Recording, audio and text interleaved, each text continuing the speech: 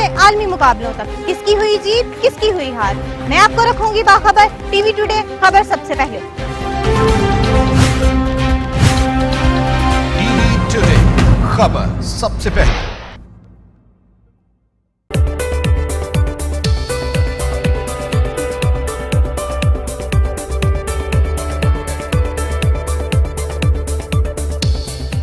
अस्सलाम वालेकुम नाज़रीन, प्रोग्राम फैमिली टुडे में मैं सुमेरा मिर्जा एक बार फिर से आपकी खिदमत में हाजिर हूं और आज एक नई पर्सनालिटी के साथ एक नई सक्सेस स्टोरी आपके लिए हम लेकर आए हैं। आज जहां पर हम आए हैं वो एक सहाफत का बहुत बड़ा नाम है। बचपन से ही उन्होंने अपना ख्वाब पूरा करने के लिए स्ट्रगल की है और कंटिन्यूअस स्ट्रगल की है। जी हाँ, हम मौजूद हैं इस वक्त तारिक मतीन साहब के घर। उनके पास हम आए हैं, उनके साथ बैठेंगे, उनसे बातें करेंगे, उनकी फैमिली से भी बातें करेंगे और उनकी सक्सेस स्टोरी जानेंगे, उनकी इंस्पिरेशन जानेंगे कि उनकी इंस्पिरेशन क्या थी, कहाँ से उन्हें ये शौक पैदा हुआ और क्या क्या मुश्किलें पेश आई उन्हें अपनी मंजिल तक पहुंचने के लिए। तो आइए मेरे साथ। जी, तो तारिक मतीन साहब के घर पर हम मौजूद हैं, उनकी फैमिली भी हमारे साथ है। बहुत क्यूट क्यूट किस्से माशाल्लाह, जो बच्चे हैं वो भी हमारे साथ हैं, उनसे भी बात करने की कोशिश करेंगे। तारिक साहब और उमामा तारिक साहब, अस्सलाम वालेकुम। वालेकुम अस्सलाम। कैसे हैं आप? मैं ठीक, आप कैसे हैं? मैं बिल्कुल ठीक ठाक हूँ और ये you're okay with this? हम तो ओके हैं, बस ये छोटी सी नॉइज जो है ये असबा है। जी जी माशाल्लाह। एंड दिस इज रुतबा। माशाल्लाह। एंड मैं सबसे बड़ा बच्चा हूँ। सबसे बड़ा बच्चा हूँ जी माशाल्लाह। अच्छा तारिक साहब, आप बताइए। ये मेरी सबसे बड़ी बच्ची है, ये मेरी मिसेस भी है। मुझे पता है कि आपके साथ कुछ इस तरह के इंटरेस्टिंग वाकयात पेश आए हैं और वो भी हम आपसे सुनेंगे कि आपके मिसेस जो है वो माशाल्लाह उन्होंने अपने आप को एक तो फिट रखा हुआ है, ठीक है, और वो स्मार्ट सिंह है, लगता नहीं है कि माशाल्लाह उनके 3 बच्चे हैं और इस पे भी हम आपकी स्टोरी सुनेंगे। सबसे पहले आपके बारे में जानना चाहेंगे क्योंकि माशाल्लाह आपकी एक लंबी स्ट्रगल है जर्नलिज्म में, मीडिया में, उसके बारे में भी जानना चाहेंगे। सबसे पहले बचपन से स्टार्ट करते हैं। बचपन कैसा गुजरा, कहाँ गुजरा, एजुकेशन कहाँ से ली आपने, इंटरेस्ट कैसे पैदा हुआ जर्नलिज्म में आने का? अच्छा, बचपन कोटरी में गुजरा, कराची से कुछ आपकी समझ जैसे लाहौर से गुजरांवाला है। जी जी। कुछ उतने ही फासले पर कराची से कोटरी है। हैदराबाद और कोटरी जो है वो बिल्कुल जुड़े हुए शहर हैं और वहाँ की मेरी पैदाइश है और स्कूलिंग वहीं की, इनिशियल स्कूलिंग वहीं की। कराची हम शिफ्ट हो गए थे जब बहुत छोटे थे और मुझे 5वीं जमात में पहली बार ही समझने के शौक हुआ कि पीटीवी पे एंकर को देखकर अच्छा कि मुझे ये काम करना है। सही। तो ये 5वीं जमात में किसी वक्त हुआ। जबरदस्त जबरदस्त। और फिर वो मेरा ख्याल है कि कोशिश की था जहन में तब से। अच्छा। क्लास 9th में बच्चों के मैगजीन में मेरी पहली नज्म छप गई थी। जबरदस्त। तो था इंटरेस्ट। फिर उसके बाद कॉलेज में आकर। अच्छा, नज्म छपी यानी कि आप पोइट्री भी करते हैं, अभी भी करते हैं या वही पहली कोशिश थी? कुछ उल्टी सीधी लकीरें घसीट लेते हैं, उसे दोस्त शायरी कह देते हैं। सही सही, यानी कर लेते हैं। अच्छी शायरी कर, देखे ना, अब ये हमारे पास एक प्रूफ आ गया। अच्छा, उसके बाद फिर कॉलेज के दिन और उन्हीं दिनों में मैंने रेडियो ज्वाइन किया बज़्म तलबा कराची में। अच्छा। तो उसका ये हुआ कि बज़्म तलबा रेडियो ज्वाइन करने के बाद वहां से ये सफर चला। फिर उसके बाद मैंने रेडियो पे जब न्यूज की पहली बार, अच्छा, तो मुझे लगा कि हाँ, मतलब वो जो बचपन का सपना था, ख्वाब था, वो ड्रीम शायद पूरा हो सकता है। क्या एज थी उस वक्त आपकी? मैं जब मैंने रेडियो पहली बार न्यूज की तो मैं 3rd ईयर में था। अच्छा। मैं कराची में बीकॉम का स्टूडेंट था और उस वक्त मैंने पहली बार न्यूज की। अच्छा। और फिर उसके बाद कुछ 2 साल वो की। रेडियो से बड़ा मजेदार एक 140 रुपए का चेक मिलता था। ओह, शाम कराची, रेडियो पाकिस्तान कराची से शाम 7:30 बजे की खबरें होती थी। अच्छा। उर्दू में मकामी खबरें। सही। और वो बड़ा इंटरेस्टिंग होता था। अब हम टीवी पे करते हैं ना कि एक बिल्कुल डिफरेंट मीडियम है। बिल्कुल ऐसे। वहाँ क्या होता था कि आपको हैंड रिटन स्टोरीज मिलती थी। जी जी। एक पेपर पे और वो आप प्रेजेंट करते थे रेडियो पर। एक छोटा सा स्टूडियो था। सही। उसमें जैसे ही वो खत्म होती थी तो एक, जिसे हम टीवी पे आईडी कहते हैं, लोग देखते हैं ना कि एक बफर घूमता है। जी, बिल्कुल, बिल्कुल। और एक ट्रांजिशन होती है। बिल्कुल बिल्कुल। उस तरह की एक रिकॉर्डेड ट्रांजिशन होती थी कि अब आप सिंधी में मकामी खबरें सुनेंगे उर्दू के बाद। अच्छा। तो मैं वो अपनी स्टोरीज करने के बाद उठता था और जो सिंधी की न्यूज एंकर हमारी होती थी जी, जी। या कोई हजरत होते थे, वो फौरन आके बैठते थे। तो ये 10 सेकंड में वो रेडी होते थे कि ये उठेगा इस माइक के आगे, इस कुर्सी पे हमें बैठना। तो ये इतना तेज होता था, ये लाइव होती थी। तो वो एक्सपीरियंस बड़ा मजेदार था। फिर उसके बाद इंडस, जियो, 92 और फिर ये सफर जो है वो चल रहा है। सही। अच्छा, तो पेरेंट्स की कितनी सपोर्ट रही जब आपका उन्होंने शौक देखा बचपन से ही? अच्छा, ये शौक पैदा ही जो है वो घर वालों ने किया था। अच्छा। मैं ग्रेड 3 में था। मैं जब ग्रेड 4 में था अब्बू की डेथ हो गई थी, लेकिन ग्रेड 3 में अब्बू ने मुझे खड़ा कर दिया स्टेज पे कि तुम सिंधी में तकरीर करोगे। हमारे स्कूल में कोटरी में मुकाबला था। मैंने वो तकरीर की, इनाम मिला, पहला इनाम मिला। तो वहां से ये शौक पैदा हो गया कि ये करना है। सही। तो फिर उसके बाद ग्रेड 5 और फिर जो मैं आपको बता रहा हूँ, फिर मैंने मेरे बड़े भाइयों ने, वालदा ने बड़ा सपोर्ट किया। सही। और मैंने कॉलेज में पूरा पाकिस्तान जो था वो तकरीरी मुकाबलों में घूम लिया। पूरे पाकिस्तान में बीट, रसालपुर, पेशावर, लाहौर, कराची को रिप्रेजेंट करते हुए पूरे पाकिस्तान के तकरीरी मुकाबले तकरीबन जीत लिए। जबरदस्त। अच्छा, ये कहा जाता है कि जो स्पीच करते हैं, स्पीच कंपटीशन में पार्टिसिपेट करते हैं, नंबर 1 और नंबर 2 जो रेडियो से अपना स्टार्ट लेते हैं या रेडियो में आरजे रह चुके होते हैं, वो डेफिनेटली जो है वो अच्छे स्पीकर होते हैं टेलीविजन में भी। तो ये तासुर ठीक है? बिल्कुल। अच्छा, ये बड़ी हद तक दुरुस्त है, क्योंकि उनकी तरबियत में होता है, उनकी घुट्टी में होता है। और वो एक होता है जो लोग टीवी पर आए, उन्होंने वहां से जर्नलिज्म किया या वहां से बोलना शुरू किया, स्क्रीन पर अपने आप को वहां एक्सप्रेस करना शुरू किया। उनकी लर्निंग जो है वो उनकी एजुकेशन में तो थी, लेकिन जो उनकी ये जो स्क्रीन पर बोलने की लर्निंग है, जी जी, इसका ड्यूरेशन शायद छोटा है, इसका स्पैन छोटा है। बिल्कुल सही। कि वो लोग जो कॉलेज में, स्कूल में तकरीर करते हुए आ रहे हैं, उनकी बोलने की तरबियत में उनके असातिज़ा बोलते हैं, बिल्कुल उनके सीनियर्स बोलते हैं, उनकी तरबियत का स्पैन भी बड़ा होता है। कराची में जो स्पीकिंग स्टाइल है वो कहा जाता है कि उर्दू जो है वो जनरेट ही कराची से होती है, अच्छी उर्दू जो है पाकिस्तान की अगर हम स्पेशली बात करते हैं। तो यहाँ पर लाहौर वालों को कुछ तहफ्फुज़ात हैं कि जी ऐसा क्यों है। तो ये बिल्कुल आप समझते हैं कि ये ठीक बात है कि कराची वालों की उर्दू, मैं तो खुद समझती हूँ कि कराची वालों की प्रोनाउंसिएशन दैट्स सो ऑसम। तो ये अगर आप लाहौर में रहते होते, आपका बचपन लाहौर में गुजरा होता, तब भी आपकी प्रोनाउंसिएशन, आपका एक्सेंट जो इतना ही अच्छा होता? अच्छा, मैंने लाहौर में ऐसे लोग देखे जो बहुत खूबसूरत उर्दू बोलते हैं। मैं उनमें से बहुत सारे लोगों के बारे में बड़े यकीन से कह सकता हूँ, आप नाम भी ले सकते हैं, कि वो कराची वालों से खूबसूरत उर्दू बोलते हैं। जैसे इस्लामाबाद से जवाद अहमद सिद्दीकी थे। जवाद अहमद सिद्दीकी जो हैं वो हमारे साथ दुनिया में थे, फिर डॉन में थे। जवाद ने पीटीवी में काम किया। जवाद जैसा तलफ्फुज बहुत कम लोगों का है, जवाद जैसी उर्दू बहुत कम लोगों की है। Wonderful speaker. इसी तरह से आसमा शिराजी साहिबा हैं। डिबेट्स में हम कराची को रिप्रेजेंट करते थे, may be a little senior. तो वो जो है वो इस्लामाबाद को रिप्रेजेंट करती थी, पंजाब को रिप्रेजेंट करती थी और बहुत अच्छा बोलती थी, बहुत अच्छी स्पीकर हैं। अमजद साहब के दामाद हैं नासिर मुनीफ कुरैशी, बिल्कुल बिल्कुल, वो बहुत ही शानदार स्पीच करते हैं। और जब हम तकरीरी मुकाबलों में जाते थे, हमसे जरा से सीनियर, तो नासिर जो हैं वो एक शानदार स्पीकर, और कराची वाले जो बड़ा आइडियलाइज करते थे लाहौर के बाज स्पीकर्स को। तो क्योंकि होता ये कि जो कंट्री वाइड लेवल के कंपटीशन होते हैं, उनमें जो लोग आते हैं ना, वो अपने शहर के बेस्ट होते हैं। अच्छा, जब एक शहर में कंपटीशन हो रहा है, तो उसमें तो ये होता है कि उस शहर के लोग हैं, बिल्कुल। जब एक शहर को रिप्रेजेंट लेकिन एक शहर की रिप्रेजेंटेशन जब कंट्री लेवल पर होती है, तो वो बेस्ट स्पीकर होगा। एग्जैक्टली। अच्छा, बचपन की कोई याद हमारे साथ शेयर कीजिए, क्योंकि जब शादी का मामला आएगा तब भाभी को भी इन्वॉल्व करते हैं। बचपन की कोई याद, बचपन में कैसे थे आप? जैसे अब सीरियस नजर आते हैं हमें बाय फेस, तो ऐसे सीरियस थे या कोई शरारती थे? अच्छा, मैं अब शरारतें ज्यादा कर लेता हूँ। अच्छा। मैं बचपन में कम शरारती था। हाँ, जो मैं लाउड था और टॉकेटिव था, या मैं वो मैं ऐसा ही था। अच्छा, जैसी ये है ना, जबरदस्त, मैं ऐसे ही था। लेकिन शरारतें मैंने शायद कम की, बहुत कम की बचपन में।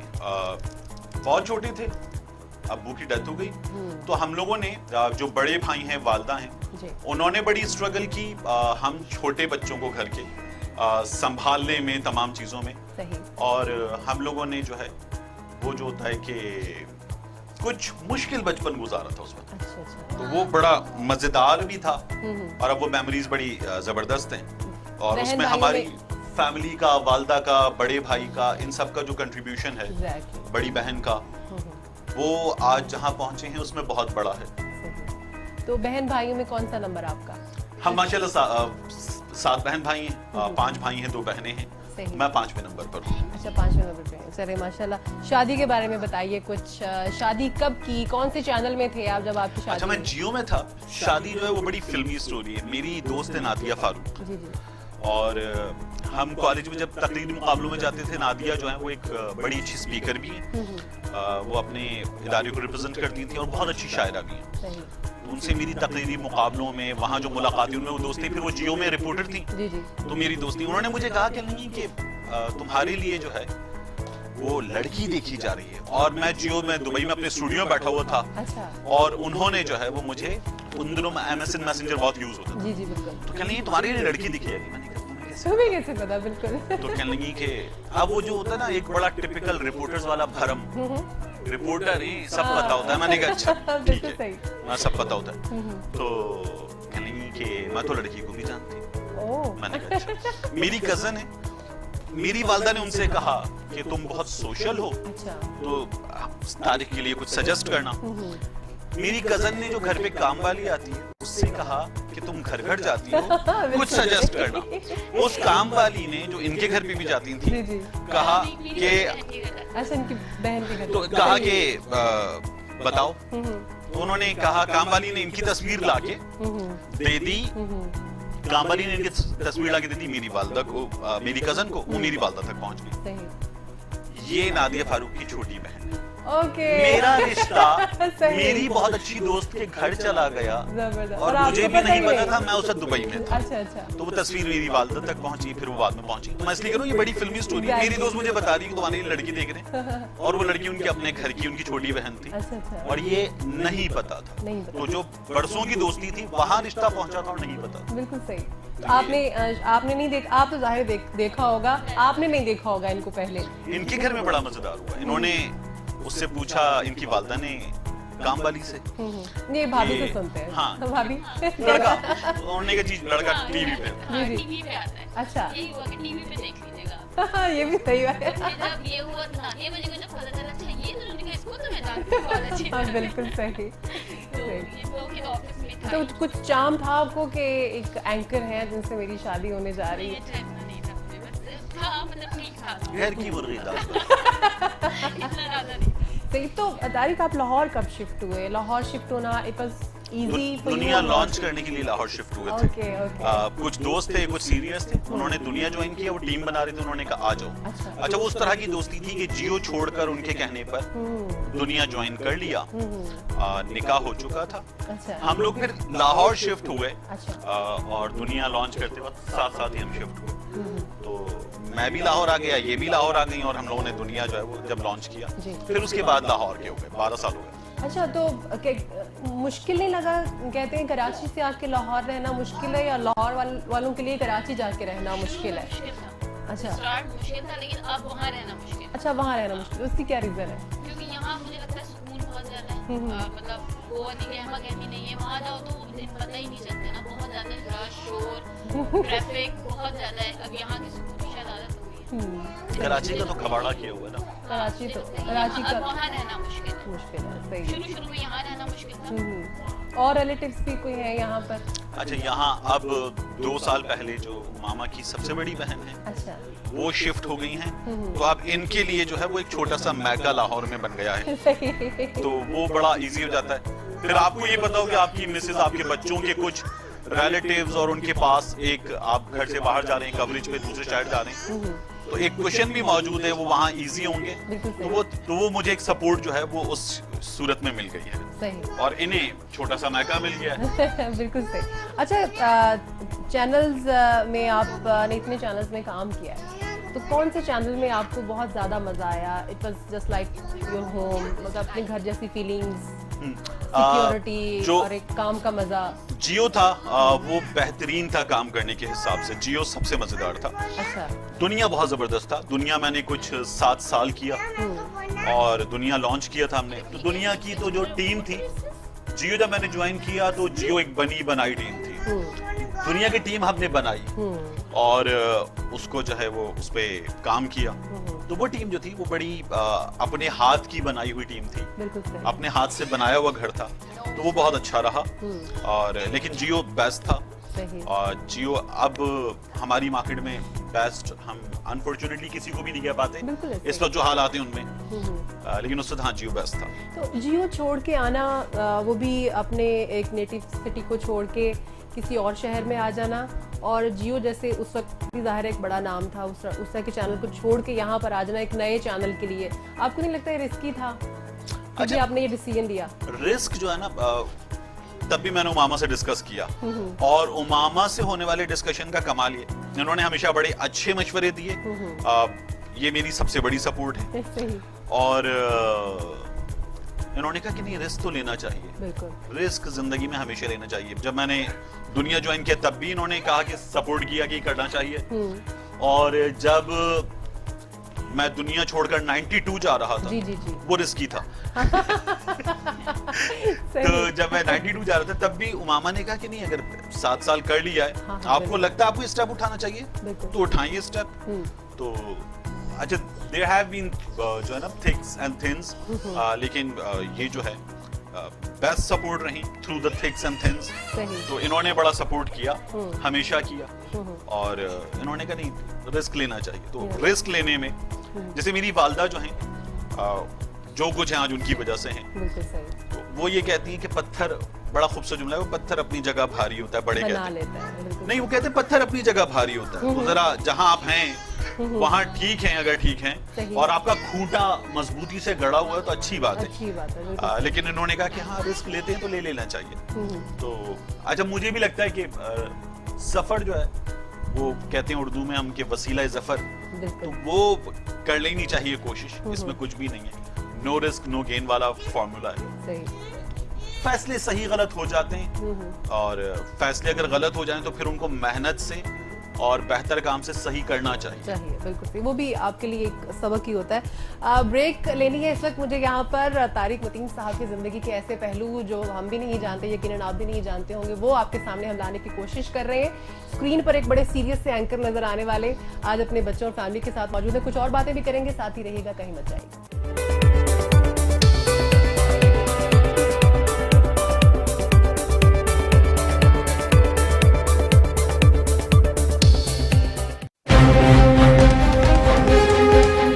रंगों की दुनिया से सितारों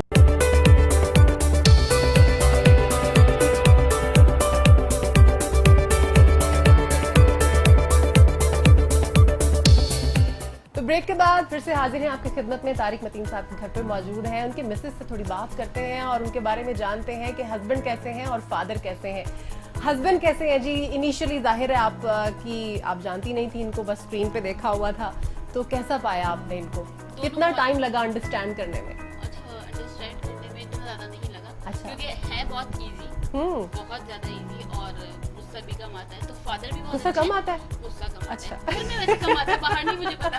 नहीं, मुझे भी नहीं आइडिया, क्योंकि मेरा इनके साथ काम करने का एक्सपीरियंस है, लेकिन वो फेशियल एक्सप्रेशन से लगता है कि तारिक मतीन गुस्सा साहब बहुत गुस्से कम वाले आता है, लेकिन जब आता है ना तो फिर बहुत ज्यादा बहुत ज्यादा कैसे हैंडल करती हैं? चुप हो जाती हैं? चुप होना पड़ता है डेफिनेटली। गुस्सा तो मुझे भी आता है, ऐसी बात नहीं है, मुझे भी आता है, लेकिन उनको जब आता है तो फिर चुप। ज्यादा किसको आता है?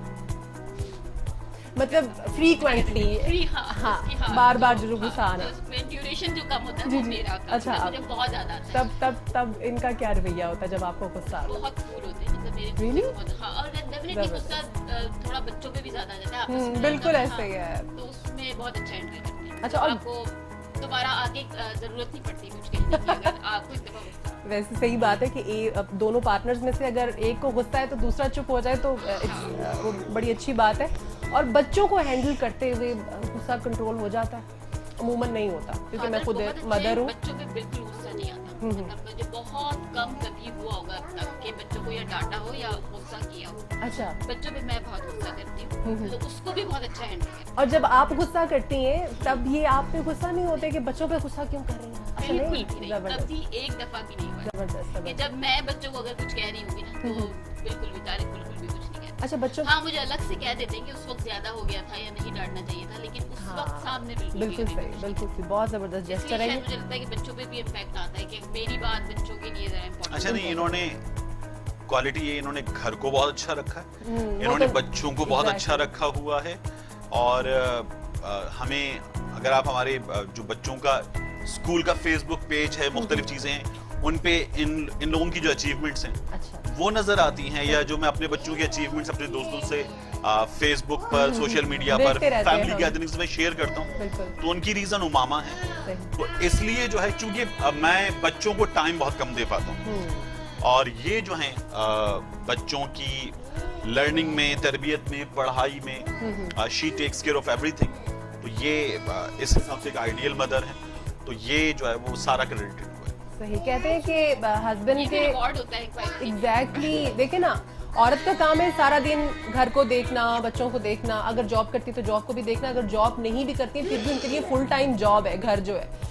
और अगर रिवार्ड मिल जाए वो भी हस्बैंड की तरफ से, वो भी सारी दुनिया के सामने, तो बड़ी मजे की बात ये तो बिल्कुल ये आपकी अचीवमेंट है। बिल्कुल ऐसे ही। अच्छा कहते हैं हस्बैंड खामन के दिल में अगर जगह बनानी है तो वो स्टमक के अंदर से गुजर के जाना पड़ता है। खाना कैसा खाते हैं, फूडी हैं? फूडी है, लेकिन मैं बहुत शौकीन नहीं हूँ पकाने की। अच्छा मुझे मतलब कुकिंग का बिल्कुल बहुत ज्यादा शौक नहीं है। तो आप मिस करते हैं कि इनको होता शौक? अच्छा कम वो शौक जो है ना कि कम एक्सपेरिमेंट्स करने हैं या कम चीजें, लेकिन जो बनाती है तो मजेदार बनाती है। लाहौर के बहुत सारे दोस्त जो है मुझसे कह के घर पे बिरयानी मंगवा चुके हैं, खा चुके हैं। जबरदस्त। कराची की बिरयानी कराची की बिरयानी तो खाना अच्छा बना लेती हैं।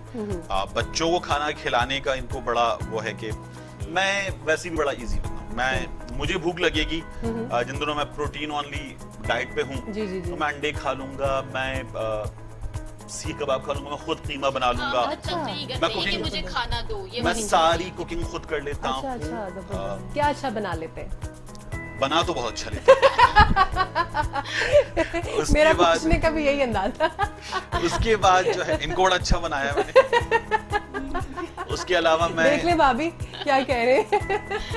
रात में अक्सर ये इन्होंने बच्चों के लिए कुछ ग्रेवी वाला टिपिकल बच्चों को खिला दिया जाए, वो सालन भी बनाया हुआ है, तो रात में जो कीमा मैं बनाता हूँ वो हम साथ बैठ के खा लेंगे, ये अपना बनाया हुआ छोड़ के मेरी बनाई हुई चीज मेरे साथ खा लेती है। जबरदस्त। तो ये बहुत होता है। हाँ पकाते अच्छा है ना? आप बनाते अच्छा, वो पकाती है पकाते अच्छा है। अच्छा दोस्तों की गैदरिंग्स वगैरह होती हैं, तारिक साहब आप लाहौर में कितने दोस्त बनाए और कैसी गैदरिंग्स होती हैं उनके साथ? अच्छा मैं बहुत कम जा पाता हूँ, इन्हें एक शिकायत है मुझसे। मैं दोस्तों की गैदरिंग्स वगैरह की जगह, मेरा शौक है स्नूकर, मैं स्नूकर खेलता हूँ, अच्छा तो मैं उस पे फिर भी चला जाता हूँ। और वैसे भी जो दोस्त हैं वो सारे मीडिया के हैं, तो होता ये है कि जिस किसी वक्त की मेरे शिफ्ट पास है। वक्त है उसके पास वक्त नहीं है, किसी का शो है, किसी की शूट है, किसी की रिपोर्टिंग का असाइनमेंट है, तो लोग अपनी अपनी जगह बिजी होते हैं, और मीडिया के लोग 24/7 जॉब पर होते हैं, बिल्कुल ऐसे। चैनल्स मुसलसल चल रहे होते हैं, तो इसलिए जो है कम सोशलाइजेशन का वक्त मिलता है। ऊपर से हमारे जो मीडिया के दोस्त हैं उनमें से बहुत सारे बहुत ही रूखे, बदमिजाज, और उनमें टेंडेंसी होती है कि उनमें बहुत कम लोग अच्छे दोस्त बन पाते हैं। बिल्कुल ऐसे। जैसे मैंने लाहौर में 2 बेहतरीन दोस्त बनाए, बहुत ही अच्छे दोस्त हैं। और फिर उसके बाद आप जो है, नाम ले सकते हैं। हाँ मैं लेता हूँ ना। फिर उसके बाद उनमें जाके तीसरे शख्स का इजाफा हुआ। अच्छा। पहला लाहौर में जो मैंने दोस्त बनाया वो हाफिज अब्दुल कुद्दूस, जब दुनिया लॉन्च हुआ तो हमारे साथ एंकर था, सही। फिर वो दिन न्यूज में एंकर रहे, आजकल जो है पढ़ा रहे हैं, अच्छा। अपना काम भी कर रहे हैं।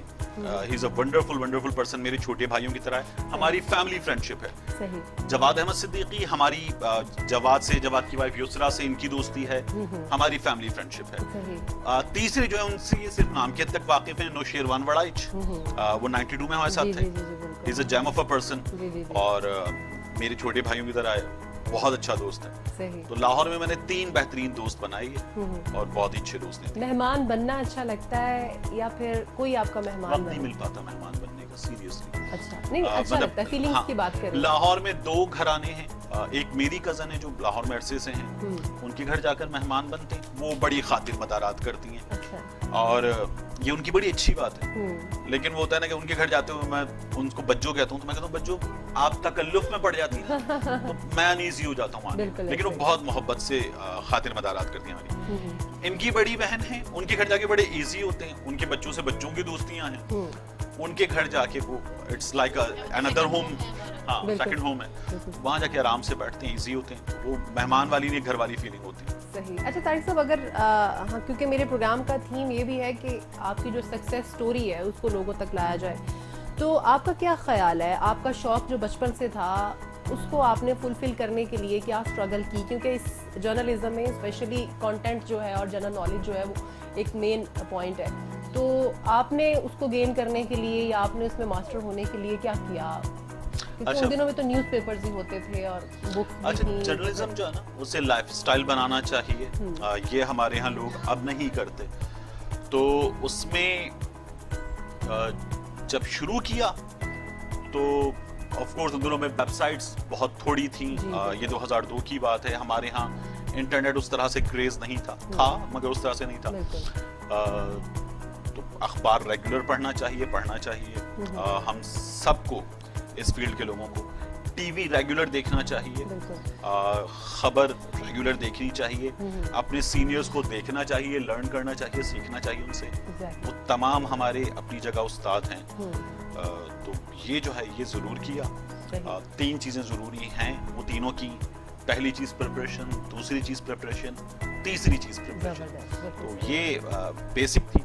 उमामा ने जर्नलिज्म पढ़ रखा है। अच्छा, तो ये जो है एक अच्छा हेल्पिंग हैंड है घर पर भी, और ये एक अच्छा क्रिटिसिज्म इनसे मिलता है। ये बहुत अच्छी बात है, क्योंकि अगर आपका जो पार्टनर है वो आपकी प्रोफेशनलिज्म जो है, आपका प्रोफेशन जो है उसको जब अंडरस्टैंड ना करे तो वो वहाँ पर एक गैप आ जाता है। तो ये बड़ी अच्छी बात है। आपका कंटेंट और माशाल्लाह ये चीज़ें तो बड़ी स्ट्रांग है, और साथ साथ जो बहुत ज़्यादा प्लस पॉइंट आपका माशाल्लाह वोकल और आपकी प्रोनाउंसिएशन है। आपको क्या लगता है, आपको वोकल बनाना पड़ा या गॉड गिफ्टेड था ये? अच्छा, मुझे नहीं लगता कि क्योंकि बनाना आजकल पड़ा। बहुत आर्टिफिशियलिटी है। वो चूंकि क्लास 3 से स्टेज पे खड़े होकर तकरीरें की थी, सही। तो एक खास अंदाज बोलने का तब से आ गया था। तो वो हमेशा से वैसे ही था। एम्फेसिस, उतार चढ़ाव, सीखना। पाकिस्तान के, मैं हमेशा कहता हूँ कि पाकिस्तान के सभी मुकर्रीन के जो उस्ताद हैं वो कुछ दिन पहले हमसे जुदा हो गए, अल्लामा तालिब जौहरी साहब। तो उनको देखकर पाकिस्तान में हमारे अहले तशय्युअ हों या बाकी अहले सुन्नत के हम दोस्त हों, हम सब ने अल्लामा तालिब जौहरी साहब को देखकर सीखा है। तो ये जो तरबियत थी बोलने की, ये तो घर से मिली थी। कुछ फैजाने नजर था, कुछ मकतब की करामत थी, असातिज़ा भी अच्छे मिले। बिल्कुल सही। घर पे उर्दू बहुत अच्छी बोली जाती थी। मेरे सुसर जो हैं वो बहुत ही अच्छे शायर हैं। अच्छा, हाई कोर्ट के वकील हैं, साहिब किताब शायर हैं। तो मिसेस की उर्दू अच्छी है। इन्हें शेरो शायरी से इन्हें शगफ है। सही। ये अच्छा। पढ़ती बहुत हैं। जबरदस्त। नहीं सुनेंगे आपसे भी। पढ़ने की है। आज तो हमने और सुनना मैं ही इसको है। बता सकती हूँ आपसे कि भी सुनना है, तारिक साहब से भी सुनना है। नहीं, हम तो सुनते हैं। अच्छा। बेगमात से कौन नहीं सुनता? आप वो दूसरे सुनने की बात करें। बेगमात से कौन नहीं सुनता? सही। ये जो आपके तीनों दोस्त कैमरे के पीछे हैं, जो आपके प्रोड्यूसर हैं, जी, जी। ये भी बताएंगे ना, बेगमात से कौन कौन नहीं सुनता है, सबका दुख साझा है। हाँ, सबका दुख साझा है। अच्छा, मैं आपके वोकल की बात कर रही थी, और न्यूज़ एंकर का इनिशियली एक एक्सेंट होता है, तो वो आपका खुद ब खुद बन गया या फिर कुछ आपकी इंस्पिरेशंस होती हैं कि यार ये बहुत अच्छा बोलते हैं, व्हाई नॉट कि इसको फॉलो किया जाए? किसी को फॉलो किया या खुद ब खुद पढ़ते पढ़ते बन गया? अच्छा, पीटीवी के जितने सीनियर्स थे उनको बाकायदगी से सुना था, तो बगैर किसी को कि इनको आइडियलाइज करना है, उन सबसे सीखा। मेरे टीचर थे स्कूल में सर अली अकबर, उनसे बड़ा सीखा। जी जी। फिर मेरे सीवी पर पहले हमेशा मौजूद होता था कि मैंने जो अपनी हॉबीज लिखे हुए थे जी। उसमें स्टीफन कोल और माइक एम्बली का नाम लिखा हुआ था कि इन लोगों से मैंने सीखा है। तो वो मैं उनको बड़ा आइडियलाइज करता हूँ, उनको उनसे बड़ा सीखा। जैन वर्जी को सीएन पे हम देखते थे। अच्छा। उनसे सीखा। और फिर जब इंडस की जियो की ट्रेनिंग हुई कराची शेरेटन में, जी जी। तो उसमें सीएनएन की टीम हमें ट्रेनिंग के लिए आई। तो सीएनएन अटलांटा से जैन वर्जी आई थी ट्रेनिंग के लिए। तो जिनको देखते थे वो हमारी ट्रेनर के तौर पर अमेरिका से आई हुई थी। सही। उनसे सीखा और बड़ी मजेदार थी वो ट्रेनिंग, बहुत थोड़ी सी थी। लेकिन बड़ी अच्छी ट्रेनिंग थी। अब आजकल के जो बड़े नाम हैं, मसूद रजा उनमें शामिल थे, मेरे कॉलेज के दोस्त हैं। सही। फरहान शब्बीर उनमें थे और कुछ और लोग थे। सही। अच्छा, मैंने कहा थोड़ी सी पोइट्री सुन ली जाए, क्यों ना? पहले आपसे सुनेंगे भाभी। मुझे तो नहीं, आज तो आपको सुनाना सुनने पड़ेगा। की हद तक हो सकती है। जॉन एलिया को मैं बहुत शौक से पढ़ती हूँ। ओह जबरदस्त। जॉन एलियस का ही एक शेर तो हम आपसे सुनेंगे और तारिक साहब से भी सुनेंगे, लेकिन मुझे ब्रेक की जानिब जाना है। ब्रेक के बाद जब हम वापस आएंगे तो कुछ मीडिया के उतार चढ़ाव के बारे में भी तारिक साहब से बात करेंगे, रीजंस क्या है उसकी और आगे इसका मुस्तकबिल क्या हो सकता है। ब्रेक के बाद वापस आते हैं, साथ ही रहिएगा।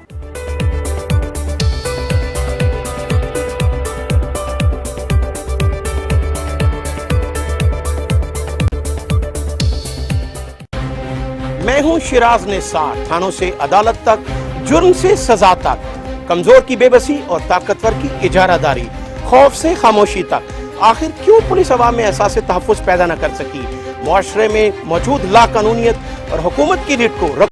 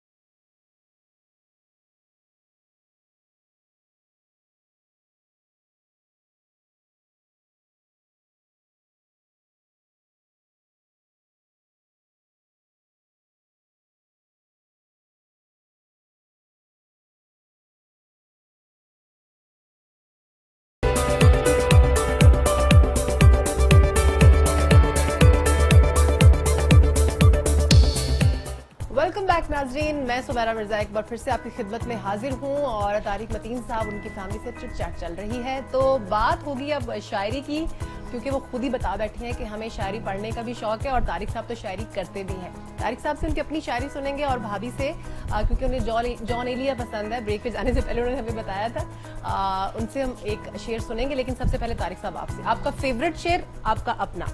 अच्छा, एक छोटी सी नज़्म है ये, इसकी डॉक्टर पीरज़ादा कासिम साहब ने। जी जी। मैं बहुत ही बुरी शायरी करता हूँ मुझे यकीन है, लेकिन उन्होंने बड़ी तारीफ की थी, इसलिए मैं ये नज़्म, आई होप कि मुझे पूरी तरह से सही याद है। मोहब्बत 4 हरफों की बड़ी लंबी कहानी है। मोहब्बत 4 हरफों की बड़ी लंबी कहानी है, ये दुनिया से पुरानी है। इसे उस रब ने लिखा है जिसे हम सब ने रखा है, बसाकर दिल नजर में यूं के जैसे सीप में मोती। मोहब्बत उसने लिखी है, कहानी में मुसन्निफ ने अजब किरदार डाले हैं, अजब से मोड़ रखे हैं। ना ही किरदार मरते हैं, ना ये मोड़ थकते हैं। कहानी भी नहीं रुकती, कहानी भी नहीं रुकती, कहानी चलती जाती है। मोहब्बत मलती जाती है, निगाहों पर ख्यालों पर हंसी कुछ चांद से लम्हे। मोहब्बत की कहानी ये बड़ी पुख्ता कहानी है। बड़ा माहिर मुसन्निफ है, बड़ा माहिर मुसन्निफ है कि धड़कन में समाकर वो मोहब्बत डाल देता है।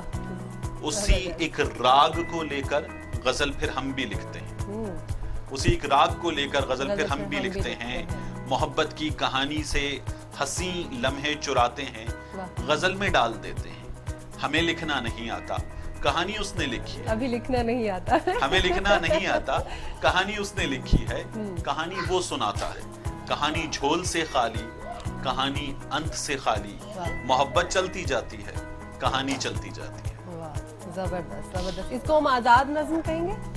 ये एक आजाद नज़्म। अच्छा, सबसे पहला शेर आपका जब आप बचपन में छोटे होते थे, जब आपने लिखा, कौन सा था? वो पता नहीं वो शेर था, वो तुकबंदी थी, वो क्या था। जी जी। बहरहाल वो जो है एक शायद 9th-10th में किसी जगह लिखा था अच्छा। और कोई बुढ़ापे का शेर था। उल्फत के लम्हों में यादों के झरोकों से मैंने जो झांका तो तुमको ही पाया है। मुझे समझ में भी नहीं आया मैंने क्यों लिखा था, क्या लिखा था, किस लिए लिखा था। तो ये ग्रेड 9th-10th के दिन थे। जबरदस्त। यानी वो कहते हैं ना कि जब लड़कपन जा रहा होता है और जवानी आ रही होती है। हाँ। मोहब्बत हुई किसी से, इश्क हुआ किसी से शादी से पहले? अच्छा वो जो है ना मेरा ख्याल उसे सीधा सीधा बचपना कहना चाहिए। तो वो आप खुद तो को भी बचपना ही नहीं कहेंगे। वो हाँ वो सज्जाद अली का गाना है ना, वो सच में प्यार था या बचपना था, मोहब्बत हो गई थी क्या पता नहीं। जी जी। तो वो कुछ बेवकूफी वाला कोई सीन होगा। नहीं अब आप उसको बताएंगे और बाद में बताएंगे कि नहीं, वो इनको बेवकूफी पता है। है। अच्छा अच्छा। But not as such. हाँ नहीं। किससे? किससे? वो मुझे जो है पहला क्रश तो बहुत सारे बच्चों का होता है ना, तो एक टीचर थी। तो वो तो किस ग्रेड में थे आप? वो तो ग्रेड 6 की बात है। ओहो। अच्छा। अगर ये कहा जाए कि आप बचपन से आशिक मिजाज थे तो गलत ना होगा। हाँ? पता नहीं इसको क्या कह सकते हैं, ये बेवकूफियां ही होती है। अच्छा सही। नहीं सीरियस वाला जो एक इश्क होता है जब आप हाँ। यंग होते हैं और अच्छा मुझे किसी लगता है को मैं होता ना है, कोई इस मामले में बहुत ही वो हूँ नाकाम। अच्छा। इसलिए नाकामी तो तब होती है ना जब हम कोई काम शुरू कर लेते हैं, तो इट मींस कि शुरू अगर हुआ होगा। अगर कभी लगा भी ना कि इसे जमीन पे उतारा गया है मेरे लिए, अगर कभी लगा भी तो अव्वल शायर भी था शायद। जी जी। नहीं ये भी नहीं हुआ कि तुम्हें उसको बता देता कि तुम्हें जमीन पे उतारा गया है मेरे लिए। दिल ही दिल में। हाँ ये नहीं हुआ। तो ये किया भी नहीं किया। हाँ नहीं। बाद में तो हो गया फिर। हाँ ये जो है ये अरेंज्ड थी और इस अरेंज्ड को हम लोगों ने जो है वो लव मैरिज में कन्वर्ट किया। माशाल्लाह सही। भाभी शेर सुनाइए। शेर जॉन अच्छा, एलिया। शेर की तो मुझे वो नहीं, मुझे पढ़ना बहुत अच्छा लगता है। मैं जॉन एलिया को बहुत शौक से पढ़ती हूँ। कोई और कोई जॉन एक शेर एलिया उनका भी जो कोई बहुत, अच्छा क्योंकि कोई शेर भी- हर शेर उनका बहुत कमाल होता है। डेफिनेटली मतलब अभी मैंने कुछ दिन पहले शेयर किया था अपने फेसबुक पे ना, अपनी कला अपने अंदर से, घर में सामान की जरूरत है। मुझे पढ़ना बहुत ज्यादा अच्छा लगता है, लेकिन मैं करती है मुझे सेंस नहीं है कि इसको शेर कहेंगे या इसको बंद कहेंगे सही, या मुझे सही। इसको गजल कहेंगे या हालांकि मेरे फादर खुद शायर है, लेकिन मुझे ये वाला सेंस नहीं है। लेकिन हाँ मुझे उनको पढ़ना बहुत अच्छा लगता है। न सिर्फ फादर बल्कि इनकी जो बड़ी बहन है जी। वो बहुत कमाल शायर है। अच्छा। बहुत अच्छा शेर कहती है। जबरदस्त। अच्छा तारिक साहब, अब हम अगर क्योंकि जाहिर है हमारा ताल्लुक मीडिया से है, तो हम मीडिया को अगर डिस्कस ना करें तो ये सही बात नहीं होगी। इस वक्त जो मीडिया के हालात है, आपको क्या लगता है ये गवर्नमेंट की वजह से है या फिर वो खुद साख्ता जो खुद क्रिएट करते हैं मालिकान, उनकी वजह से है? अच्छा देखिए, अगर ये गवर्नमेंट की वजह से है तो फिर ऐसे चैनल्स हमारे यहाँ मौजूद हैं कि जिनमें 7 महीने से 8 महीने से अगर अब तनख्वाह नहीं आ रही जी, तो कम से कम पाकिस्तान का तीसरा बड़ा चैनल था, तीसरा चैनल था, एक बड़ा ग्रुप है उनका, एक इंग्लिश का बिजनेस का बड़ा अखबार है, जी जी बिल्कुल, एक बड़ा टीवी चैनल है, उनके यहाँ अब से 5 से 6 साल पहले भी 3-3 महीने का तनख्वाहों का बैकलॉग था। बिल्कुल सही। आज पाकिस्तान का 2 बड़े चैनल्स में से एक चैनल है, उस चैनल में 5-6 साल पहले 3-3, 4-4 महीने का तनख्वाहों का बैकलॉग था। बिल्कुल सही। पाकिस्तान पीपल्स पार्टी को बड़ा सपोर्ट करने वाला इस्लामाबाद बेस्ड एक चैनल है, जी जी बिल्कुल। वो चैनल इलेक्शन से पहले लॉन्च हुआ था। उस चैनल के ओनर्स जो हैं, they come from the Pakistan Peoples Party, उनकी रूट्स पाकिस्तान पीपल्स पार्टी में हैं, बिल्कुल। उस चैनल के ओनर्स की। बिल्कुल। उनके यहाँ पिछले 5-6 साल से मुसलसल तनख्वाहों का क्राइसिस है, तो वो हमेशा से था। बिल्कुल सही।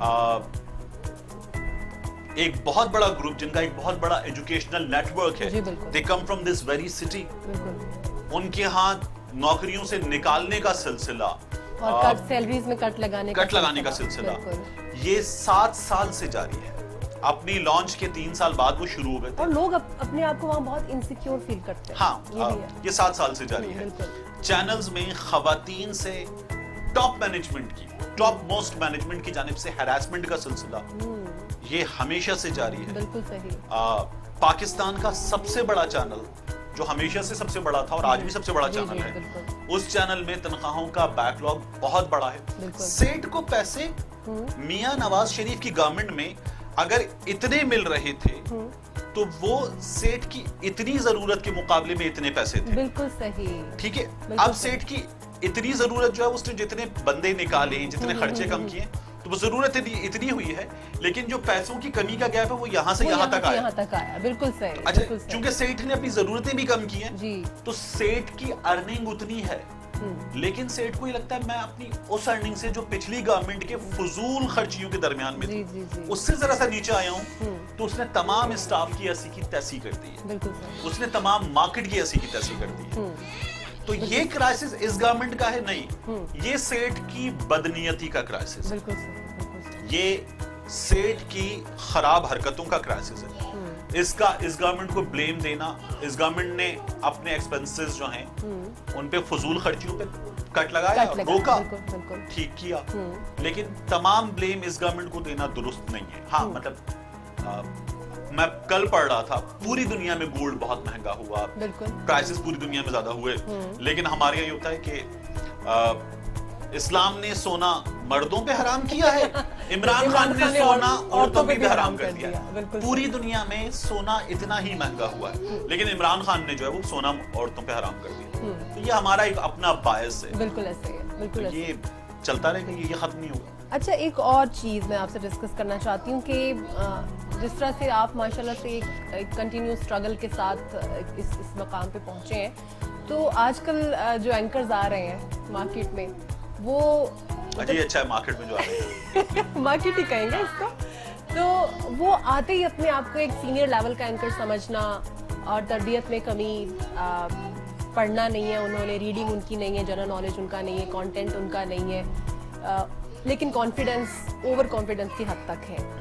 तो इसकी रीजन आप क्या समझते हैं, क्यों है ये ऐसे? क्योंकि मैं अगर अपने आप को देखूं आज से 7 साल पहले, मैं तो खैर अपने आप को अब भी जूनियर ही समझती हूँ, तो हम लोग बहुत डरे सहमे, स्क्रीन की एक शाइनेस होती थी कि लेकिन वो चीज आजकल के बच्चों में नहीं है। क्या आप इसको क्या रीजन समझते हैं? उसके लिए ना डरे से ज्यादा मोहतात का लफ्ज होना चाहिए, और मोहतात आपको होना चाहिए स्क्रीन पर। The moment you are with this mic you are never alone, ये हमें सिखाया गया था हमेशा से।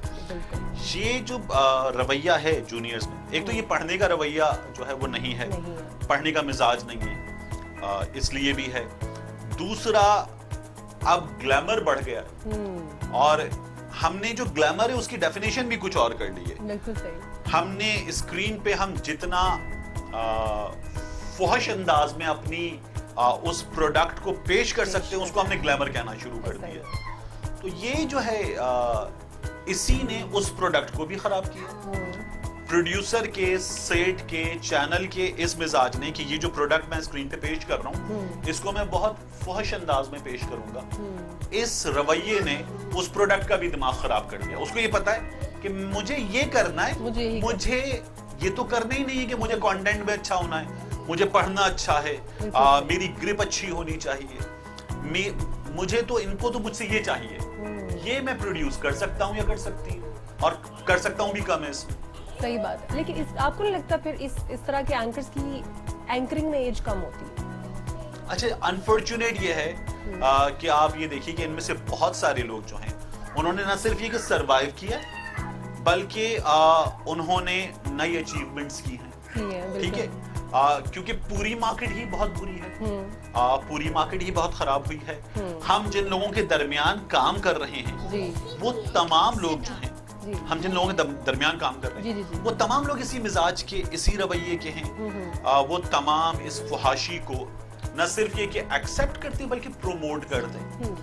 तो आप किसी भी बुरे एंकर को channel from one channel to the other channel जाता हुआ अगर देखते हैं तो उसकी रीजन ये कि इस चीज को एक्सेप्ट कर लिया गया और ये चीज जो है वो उनके लिए नॉर्मल है। बिल्कुल सही। अच्छा तारिक साहब, आपको नहीं लगता कि एक जो कॉन्सेप्ट बना हुआ है कि किसी भी चैनल का अगर जो ऑनर है उनका ताल्लुक अगर जर्नलिज्म से होगा तो उनके एम्प्लॉयज जो है आगे अब या उस चैनल में प्रोफेशनलिज्म नजर आएगा, लेकिन आजकल ऐसा भी नहीं है। देखिए, ये जो पूरी खराबी है इसका आहिस्ता आहिस्ता एक तो इम्पैक्ट उन चैनल्स पर भी आया है। सही है। उस चैनल को भी जिनमें 2 से 3 चैनल्स भी हैं उनको भी अगर अपनी कुछ प्रोडक्ट्स को, कुछ एंकर्स को एक सर्टेन टाइम के बाद रिप्लेस करना है, तो ये रिप्लेसमेंट जो मार्केट में बुरे रिप्लेसमेंट्स हैं, इन्हीं में से कुछ अवेलेबल है। बिल्कुल सही। तो एक तो इसलिए है। दूसरा, ये जो कॉस्ट कटिंग थी, इसने बड़ा बुरा हाल किया है। इस कॉस्ट कटिंग की वजह से आप ये देखिए कि हमें जो ब्रेकिंग है, टिकर है, खबर है, उसमें बहुत बुरी चीजें नजर आई हैं। बिल्कुल ऐसे ही। तो ये सेट के लिए जो कॉस्ट कटिंग ने काम किया है, उसने बहुत बुरा हाल किया है। चैनल्स के जो हेड्स हैं, जी, उन्होंने ये तमाम हरकतें की हैं। उनकी जो टॉप टीम है उसने ये की है, तो फिर उसके बाद नीचे आपको उसका इम्पैक्ट एंकर्स में भी नजर आएगा, टिकर्स में भी नजर आएगा, स्क्रीन पे जो कुछ कंटेंट नजर आ रहा है उसमें भी नजर आएगा। अच्छा तारिक साहब, आखिरी सवाल पूछना चाहूंगी, हमारे जो न्यू कमर्स हैं उनको आप क्या सजेस्ट करना चाहेंगे, क्योंकि आजकल जो मीडिया के हालात है उससे वो बहुत डिसअपॉइंट हुए हैं। स्पेशली जो लोग मीडिया में काम कर रहे हैं, जूनियर्स हैं जिन्होंने अभी ज्वाइन किया है, उनकी भी मेंटालिटी आजकल यही बन गई है कि शायद अब मीडिया में आगे कोई फ्यूचर नहीं है। तो इसको थोड़ा आप क्लियर कर दीजिए, थोड़ी होप आ जाए उनके अंदर। अच्छा देखिए, 95 मेरा मैट्रिक था उन दिनों का। बहुत सारे इंडियन चैनल्स हमने देखना शुरू किए डिश के थ्रू, और हमें ये लगा कि ये चैनल्स जो है ये फिल्म इंडस्ट्री को खा जाएंगे, बॉलीवुड को खा जाएंगे। फिल्म हम देख रहे थे, गाना हम देख रहे थे, तमाम चीजें इंडिया में भी बहुत देखी और जाती इतनी लंबी लंबी एपिसोड्स और ये तमाम चीजें बहुत देखी जाती हैं। उसके बाद ये हुआ कि उनमें से कुछ चैनल्स बंद हो गए। फिर ये कहा जाने लगा कि ये जो चैनल्स थे ये मशरूम ग्रोथ थी, ये अजीब एक बबल था, बर्स्ट हो गया, खत्म हो गया। अब इंडिया में जो चैनल्स हैं उनकी तादाद 4000 से ज्यादा है, 5000 से ज्यादा है शायद। और ये भी मैंने कुछ अरसे पहले के स्टैट्स बता रहा हूँ। अमेरिका में जो चैनल्स हैं उनकी तादाद बहुत ज्यादा है। सोशल मीडिया जो है उसकी भी ग्रोथ बढ़ी है। अब इस वक्त जो चैनल है वो जितना अर्न करता है फ्रॉम टेलकोज, दीगर इश्तिहार, एडवर्टाइजिंग एजेंसी से, उससे ज्यादा, उसके बराबर बास चैनल्स सोशल मीडिया से अर्न कर रहे हैं, यूट्यूब से अर्न कर रहे हैं। तो ये जो है ये साथ साथ चलेगा। ये अमेरिका में अगर हमसे पहले आया था, वहां पर भी साथ साथ चल रहा है। तो हमारी इकोनॉमी का साइज बढ़ेगा, हमारी आबादी बढ़ेगी, हमारी आबादी का पैटर्न बढ़ेगा, अर्बनाइजेशन बढ़ेगी, मॉडर्नाइजेशन बढ़ेगी। ये नीड जो है चैनल्स की, जब मजीद फैक्ट्रियां लगेंगी, लोग मजीद कमाएंगे, नए बिलियनियर आएंगे, तो इश्तिहार बढ़ेगा। अच्छा, इनका रेवेन्यू बढ़ेगा। मुमकिन अगले कुछ अरसे में आप थोड़ा सा और बुरा हाल देखें, क्योंकि ऐसा तो पूरी दुनिया की इकोनॉमी बुरी है, बिल्कुल ऐसा। लेकिन good time is bound to come, is due to come, तो वो आएगा इंशाल्लाह। और बुरा वक्त नहीं रहता, आएगा इंशाल्लाह, थोड़ा सा वक्त लगेगा। यानी मीडिया में हम ये कह सकते हैं कि फ्यूचर है। हाँ, इंशाल्लाह है। और ये अभी आगे आप देखेंगे ये बढ़ेगा, ये इम्प्रूव करेगा। और ये जो है हम जब छोटे थे और हम नए नए कॉलेजेस में आए थे, तो हम लोगों ने हमेशा सुना नहीं था कि यार MBAs का दौर खत्म हो गया। जी जी बिल्कुल। अच्छा, बिल्कुल। CA का दौर है, CA वालों का दौर खत्म हो गया, इनकी मार्केट खत्म हो गई, इनका एंड है अब। वो चीजें बढ़ती रहती हैं। यार यूनिवर्सिटी में इससे ज्यादा नीड नहीं होती। अब प्रोड्यूसर जो प्रोफेसर है वो फेल करते हैं, उन्हें पता है मार्केट में खपत नहीं है। ये तमाम चीजें हमने हमेशा सुनी है, ये चीजें चेंज हो जाती हैं, ये चीजें आगे भी चेंज होंगी। बिल्कुल सही है। यानी कि हम ये उम्मीद रखें कि इंशाल्लाह मीडिया के हालात भी बेहतर होंगे और साथ ही साथ हमारे पाकिस्तान के हालात भी बहुत बेहतर हो जाएंगे। तारिक मतीन साहब, बहुत शुक्रिया आपका। भाभी हमारे साथ ही, बहुत शुक्रिया आपका। बच्चे, उन्होंने अपनी रौनक लगाई रखी, उनका भी बहुत शुक्रिया। नाज़रीन, आज के प्रोग्राम से इतना ही। सुमेरा मिर्जा को इजाज़त दीजिए। अगले प्रोग्राम में इंशाल्लाह फिर से एक नई पर्सनालिटी के साथ, एक नई सक्सेस स्टोरी के साथ आपकी खिदमत में हाजिर होंगे। अल्लाह हाफ़िज़।